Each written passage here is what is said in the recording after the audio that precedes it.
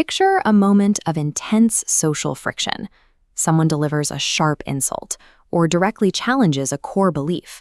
Someone says something that hits a nerve. This is the biological timeline for most people, an instantaneous straight-line reflex. A stimulus triggers emotional flooding, immediately forcing a reaction. But occasionally, an anomaly occurs. The timeline halts. A second layer of your mind asks, wait, why am I thinking this? We are used to analyzing our arguments hours later, staring at the ceiling in the middle of the night. Catching a thought while it is still forming is entirely different. You are experiencing a tiny, almost invisible gap between impulse and action. That gap is a state called metacognition. It is the ability to step outside of your own head and observe your thoughts as if they belong to someone else. If you regularly experience this pause, you possess a highly developed cognitive operating system. We are going to take that single millisecond of hesitation and stretch it out to see exactly how this system manages its reactions. To understand the gap, we have to rewind the timeline to the quiet moments long before the conversation actually happened.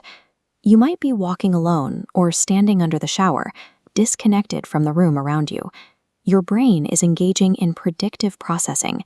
You are mapping out multiple conversational paths. You calculate what someone might say, how you will respond, and how a dozen different endings might play out, running quiet rehearsals in the background. Neurologically, your brain struggles to fully distinguish between deeply imagined scenarios and actual lived experiences. The neural pathways light up almost identically, whether the argument is happening in a boardroom or entirely in your head. By the time the real conflict occurs, it feels strangely familiar. The metacognitive mind has already pre-experienced the friction, laying the necessary groundwork to control the actual event in real time. We snap back to the present. The argument is live, and the emotional sting hits. Instead of being consumed by the rising anger, your mind actively labels the emotion. You tell yourself, I'm getting angry right now. That specific act of labeling is called meta-awareness.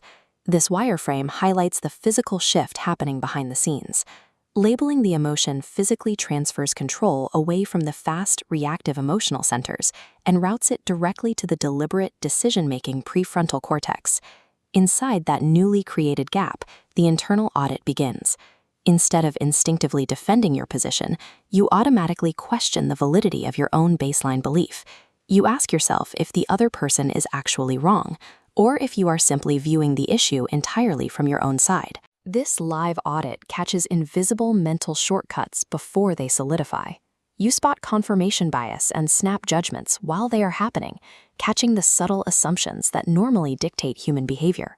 This live diagnostic check prevents the mind from falling into the trap of automatic, blind thinking, verifying the accuracy of a thought before it becomes a reaction. Look at how this geometric model shifts.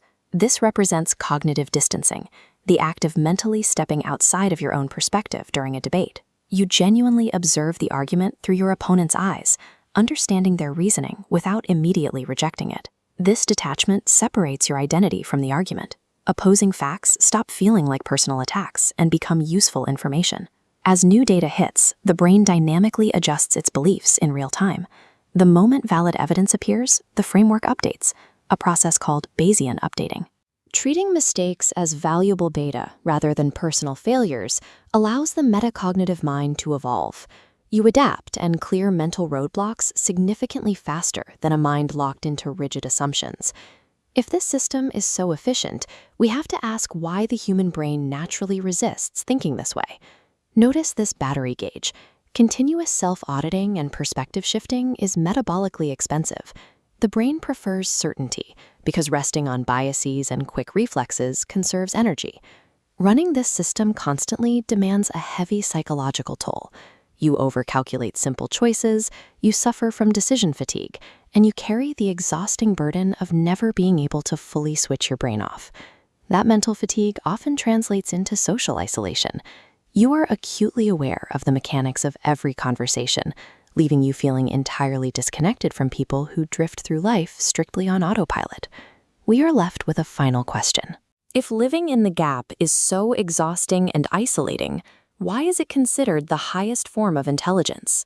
You have a choice between two ways of moving through reality.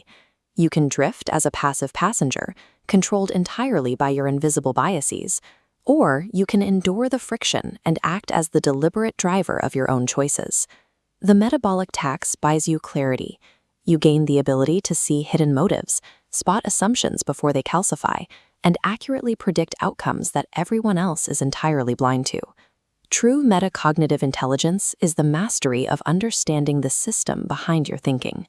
By catching your impulses in the gap, you stop reacting to the world and gain the power to choose exactly how you engage with it.